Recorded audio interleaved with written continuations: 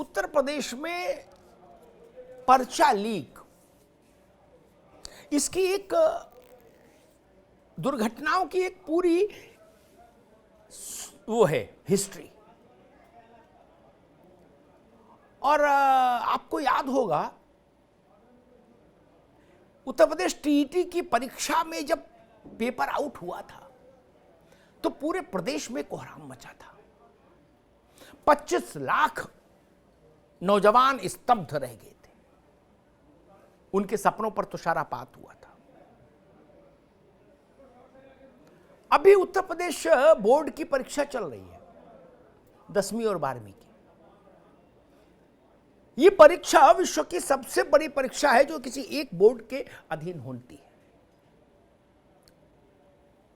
और 72 घंटे के भीतर 2 विषयों के पर्चे बाजार में घूम गए, एक संस्कृत का पहले और आज अंग्रेजी का पर्चा।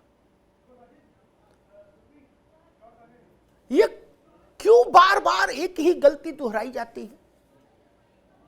एक सा अपराध बार बार होता है और हर बार जब अपराध होता है तो ये कहा जाता है मशीनरी के द्वारा, प्रशासन के द्वारा, तंत्र सिस्टम के द्वारा कि अगली बार से इसको ऐसा नहीं होने देंगे। लेकिन जब वो अगली बार आती है, जब वो अगली कसौटी आती है तो फिर असफल होती हैं चीजें। ये एक यक्ष प्रश्न है, आखिर नौकरशाही क्या कर रही है? पूरा तंत्र है इस। अभी उत्तर प्रदेश में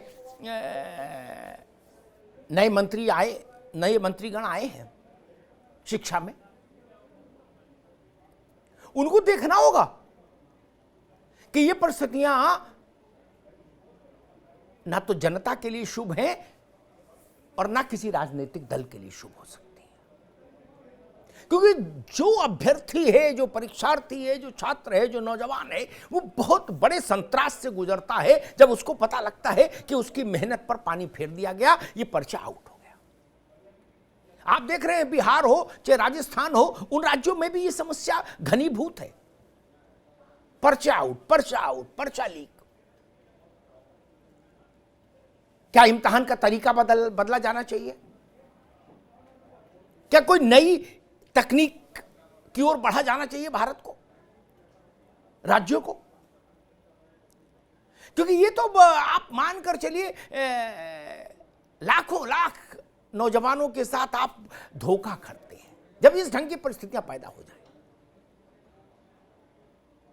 जब कोई नौजवान तैयारी करता है इम्तिहान की, चाहे वो भर्ती, सरकारी भर्ती, नौकरी का मसला हो और चाहे रूटीन के पाठ्यक्रम के से जुड़े इम्तिहान हो, तो उसके पीछे उसकी ही मेहनत नहीं, उसके परिवार का श्रम होता है, उसके परिवार के संसाधन लगते हैं। और किसी गरीब परिवार के माँ बाप के लिए बहुत बड़ा झटका होता है कि अगर उसको पता लगे। आप जाके देखिए इलाहाबाद में, जहां प्रदेश भर से बच्चे आते हैं, उनके सर के बाल गिर जाते हैं। एक एक कमरे में 3-3 बच्चे रहते, परीक्षार्थी रहते हैं, सालों साल तैयारी करते हैं। बाप खेत बेचकर पैसा भेजता है और स्थिति क्या बनती है? पेपर आउट हो गया, पेपर लीक हो गया, परीक्षा रद्द हो गई, निरस्त हो गई, बाद में होगी। ये तरीका बदला जाना चाहिए। मैं उत्तर प्रदेश में जो नई व्यवस्था आई है, नई सरकार आई है योगी जी की, पार्ट 2, योगी पार्ट 2, वहां कहूंगा, मेरा आग्रह होगा कि इस दृष्टि से देखा जाए कि क्या वास्तव में अब इस ट्रेडिशनल इम्तिहान की जो तौर तरीके हैं, इनके दिन लद गए। पर्चा, कापी, इन्विजिलेटर, परीक्षा केंद्र, क्या इस कोई नई व्यवस्था ढूंढी जाए? दुनिया के और विकसित देशों में किस ढंग से इम्तिहान हो रहा है? क्योंकि तकनीक तो वहां भी है। अगर कहा जाए कि तकनीक के चलते पर्चे आउट हो जाते, तकनीक वहां भी है। क्या कुछ नया कर सकते हैं? जो कुछ भी किया जा सकता हो वो किया जाना चाहिए, लेकिन नौजवानों के सपनों के साथ खिलवाड़ नहीं होना चाहिए। इससे बड़ी त्रासदी कोई होती नहीं है उस पीढ़ी के साथ, जिस पीढ़ी को आगे चल के देश का भविष्य बनना होता है। जब उसको अपना ही भविष्य टूटता दिखता है तो वो अपने कंधों पर देश और प्रदेश का भविष्य कैसे आगे ले जाएंगे? परिश्रम का सर्वोत्तम पारितोषिक मिले परीक्षार्थी को, इसके लिए जरूरी है कि ईमानदारी और शुचिता के साथ इम्तिहान हो। इस बात का ध्यान रखा जाए। और मैं कहूँगा कि प्रशासनिक अधिकारियों की जिम्मेदारी लगाई जाए कि जो भी इम्तिहान के लिए जिम्मेदार अधिकारियों की श्रृंखला हो वो दंडित की जाए बिना किसी किंतु परंतु के, अगर पर्चे आउट जैसी घटना घटे।